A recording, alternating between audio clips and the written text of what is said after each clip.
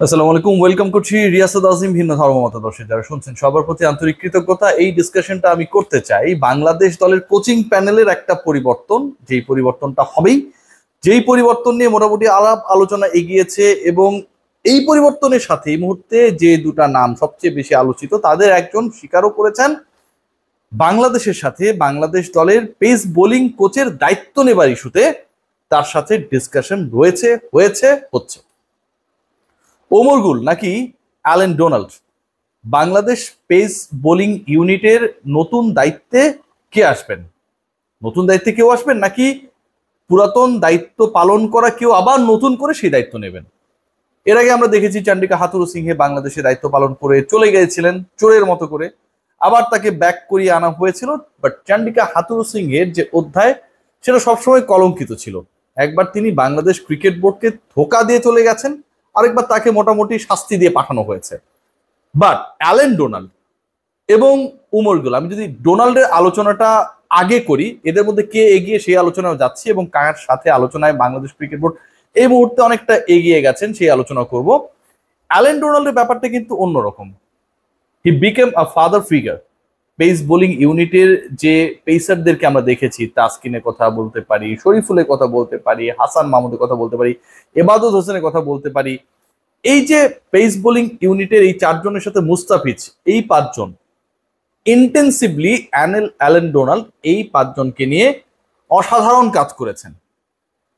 বাংলাদেশের পেসাররা পারফর্ম করেছেন, pace bowling কোচের সুনাম হয়েছে, সেটা নিয়ে কোনো ধরনের ডাউট নেই। বাট পারফরমেন্সটা ইন্টারন্যাশনালি বের করে আনার ক্ষেত্রে অ্যালেন ডোনাল্ড যে রোলটা প্লে করেছেন এটা তো ভাই অবিশ্বাস্য। এবং যেই অবিশ্বাস্য রোল তিনি দক্ষিণ আফ্রিকার বিপক্ষে দক্ষিণ আফ্রিকার মাটিতে বাংলাদেশের ওয়ানডে সিরিজ জয়ের ওই সময়টায় দলের সাথে যুক্ত হয়ে তার ইনাগুরাল যে ওকেশনটা ছিল ন্যাশনাল টিমের সাথে কাজ করা, সেখানটায় করেছিলেন। এবং ওই পার্টিকুলার সিরিজে যেখানটায় বাংলাদেশ সাউথ আফ্রিকায় গিয়ে সাউথ আফ্রিকাকে হারিয়ে দিল ওয়ানডেতে, খেয়াল করে দেখুন ডোনাল্ড কত বড় ভূমিকা পালন করেছেন। সেটা একদম তার ভ্যারি ফার্স্ট অ্যাসাইনমেন্টে, যেখানকার ম্যান অফ দ্য সিরিজ ছিলেন তাসকিন আহমেদ। বাংলাদেশ সাউথ আফ্রিকায় গিয়ে অ্যালেন ডোনাল্ডের দেশে গিয়ে সেই দেশকে হারিয়েছে, বাংলাদেশ ওয়ানডেতে সিরিজ জিতেছে।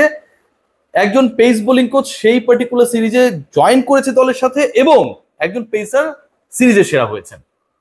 That was the beginning of the magic of Allan Donald. এরপরে সময় যত গেছে বাংলাদেশের পেস বোলিং অ্যাটাকের উপর নির্ভরতা পুরো টিম ম্যানেজমেন্টের বেড়েছে। দেখুন, মিডল অর্ডারে বাংলাদেশের অনেক আলোচনা হয়, ওপেনিং নিয়ে আলোচনা তো তামিম ইকবাল যখন থেকেই নেই তখন থেকেই হয়, এখনো ডিসস্যাটিসফ্যাকশন কাজ করে।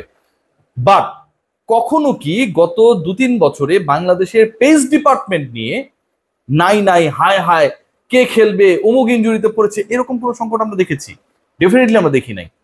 এই যে সংকট দেখি নাই, এবং সংকটে পড়লে আরেকজন এসে সেই সংকট উত্তরণে যে একটা বড় ভূমিকা পালন করবে, তখন মুস্তাফিজ নেই, সেই জায়গাটা তাসকিন নিয়ে নিচ্ছে, তাসকিন নেই, সেই ভূমিকায় শরীফুল চলে যাচ্ছে।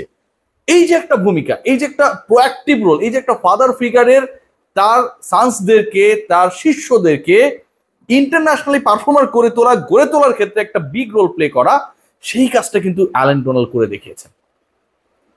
অ্যালেন ডোনাল্ড আবারও কি বাংলাদেশ পেস ইউনিটের দায়িত্বে আসছেন? এর আগে তিনি একটা বিরক্ত হয়ে বিটার এক্সপেরিয়েন্স নিয়ে গেছেন, চান্ডিকা হাথুরুসিংহে তাকে অসহযোগিতামূলক আচরণ করেছে, বাজে আচরণ করেছে। ইন্টারন্যাশনাল মিডিয়ায় বাংলাদেশের ক্রিকেট সম্পর্কে অ্যালেন ডোনাল্ড অনেক কথা বলেছেন, কিন্তু এদেশের ক্রিকেটারদের কখনো ডিসরেসপেক্ট করেন নাই।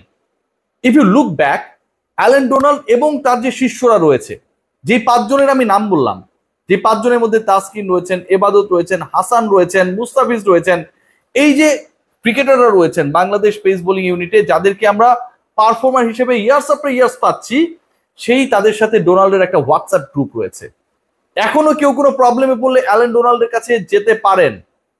তিনি সেই টিপসটা দেন যেটা তিনি বাংলাদেশের হয়ে পেইড কোচ হিসেবে যখন কাজ করেছেন তখনও দিতেন। তিনি কি আবার আসছেন? তাকে কি বাংলাদেশ ক্রিকেট বোর্ড কনসিডারেশনে রাখছে? সত্যি সত্যি বোর্ড তো পরিবর্তন হয়েছে, হাতুরুসিংহে নাই, পাপন নাই। সো ডোনাল্ডের আসার পথে বাধাটা কোথায়, সেই বাধার আলোচনায় যাচ্ছি এবার। ওমর গুল আরেকটা নাম, পাকিস্তানি পেসার, সাবেক পেসার, যার আবার এক্সপেরিয়েন্স ডোনাল্ডের মতো এত বয়সী না, বাট ইন্টারন্যাশনাল ক্রিকেটে ওমর গুল অলওয়েজ তার সময় একজন ভীতি জাগানিয়া বোলার ছিলেন, স্ট্রাইক বোলার ছিলেন, ডমিনেটিং ক্যারেক্টার ছিলেন, no doubt about that. Umar Gul এমন একজন ক্রিকেটার রাইট নাও যিনি আধুনিক ক্রিকেটের সাথে খুব বেশি ইনভলভড। পিএসএল এর সাথে জড়িত তিনি, আফগানিস্তান দলের সাথে তিনি জড়িত ছিলেন। আফগানিস্তান দলের সাফল্য তো আমরা দেখছি, ওয়ানডেতে দেখছি, টি-20তে দেখছি।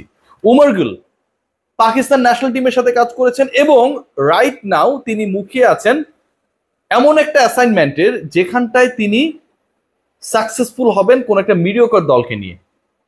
বাংলাদেশ ক্রিকেট বোর্ডের পক্ষ থেকে গুলের সাথে ডিসকাশন ইজ অন এবং গুল সেটা বিভিন্নভাবে স্বীকারও করেছেন। ডোনাল্ডের ব্যাপারে এখন পর্যন্ত আমরা বিসিবির তরফ থেকে কোনো ক্লারিফিকেশন না পেলেও ওমর গুলের ব্যাপারে যে Bangladesh cricket board is very much interested সেই ব্যাপারটা কিন্তু প্রকাশ্য। এই দুজনের মধ্যে বাংলাদেশ ক্রিকেট বোর্ডের আগ্রহের জায়গাটা হচ্ছে ওমর গুল। কেন? দুটা কারণে। এক নম্বর কারণ যেটা ওই যে বললাম যে ওমর গুল আধুনিক ক্রিকেটের সাথে আধুনিক ক্রিকেট চর্চা, আধুনিক ক্রিকেটের পরিবর্তন, বোলিং এর ভূমিকা, এই ব্যাপারগুলোতে আসলে খুব বেশি involve, more than Allen Donald. PSL এ কাজ করছেন তিনি, হয়তো সামনে বিগ ব্যাশে কাজ করবেন, ন্যাশনাল টিমগুলোর সাথে কাজ করেছেন। সো ওই জায়গা থেকে তিনি খুব বেশি আপডেটেড, খুব বেশি এই মুহূর্তের ক্রিকেটের সাথে তিনি ধাতস্থ, কোচিং এর সাথে তিনি ধাতস্থ। এটা একটা কারণ। আরেকটা হচ্ছে পাকিস্তান থেকে বাংলাদেশের সম্পর্ক যখন বিসিসিআই এর সাথে খারাপ হয়ে যায় তখন আমাদের সম্পর্কটা পিসিবির সাথে ভালো হয়। আবার যদি কখনো দেখেন পিসিবির সাথে সম্পর্ক খারাপ তখন দেখবেন বিসিসিআই এর সাথে আমাদের সম্পর্ক খুব ভালো হয়ে গেছে। এই যে বাংলাদেশের জিওপলিটিক্যাল ইস্যুটা ক্রিকেট বোর্ড কেন্দ্রিক রিলেশনশিপে একটা বড় ভূমিকা পালন করে, ওমর গুল সেই সম্পর্কেরও একটা বাই প্রোডাক্ট হিসেবে বাংলাদেশের পেস বোলিং কোচ হতে পারে। এটা ওয়ান অফ দ্য রিজনস হতেই পারে, যে আলোচনাও রয়েছে। ওভারঅল আপনারা যদি আমাকে জিজ্ঞেস করেন যে আমি আসলে কাকে চাই বাংলাদেশ পেস বোলিং ডিপার্টমেন্টের দায়িত্বে, আমি বলতে চাই যে আমার চয়েস ব্যক্তি রিয়াসাত আজিম। আমি চাই পেস বোলিং ডিপার্টমেন্টের দায়িত্বটা আবারও অ্যালেন ডোনাল্ডের হাতে দেয়া হোক। কেন? এখন আপনারা বলতে পারেন ডোনাল্ড কাজ করে গেছেন, এখন নতুন কিছু শেখা দরকার। টি-20 ফরম্যাটে কিভাবে আফগান বোলাররা সাকসেসফুল হয়েছে, পিএসএল এ কিভাবে দলগুলো আসলে ডমিনেট করছে, ওমর গুল সেগুলোর সাথে কাজ করছেন। সো বাংলাদেশে তো এরকম একজন দরকার। শুনেন, একজন কোচ অনেক নামী হতে পারে, অনেক ইনভলভ হতে পারে বিভিন্ন ফ্র্যাঞ্চাইজির সাথে, অনেক এক্সপেরিয়েন্স হতে পারে, but end of the day তিনি যদি তার শিষ্যদের সাথে, তার আন্ডারে যারা কোচিং করবেন এবং যাদের নিয়ে তিনি কাজ করবেন কমফোর্টেবল না হন, রিসিভিং ক্যাপাসিটি যদি পার্টিকুলার একজন কোচের কাছ থেকে তার শিষ্যদের প্রপার না হয়, ইন্টারপার্সোনাল রিলেশনশিপ বা রেপো বিল্ড আপের জায়গাটায় যদি একটা গ্যাপ থেকে যায়, big names can't do anything, কিচ্ছু করতে পারে না। জেসন গিলেস্পি বিশাল নেম, অনেক বড় নেম, পাকিস্তান দলের দায়িত্ব ছাড়ার পর বলেছেন আমার পাকিস্তানে কোচিং করানোর একদম শখ মিটে গেছে, সিরিয়াসলি বলেছেন।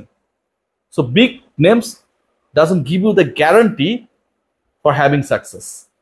আমি মনে করি যিনি বাংলাদেশের পেস বোলিং ডিপার্টমেন্টকে বদলে দেবার ক্ষেত্রে একটা বড় রোল প্লে করেছেন, সেই ডোনাল্ডই হতে পারেন বাংলাদেশের নেক্সট পেস বোলিং ডিপার্টমেন্টের গুরু।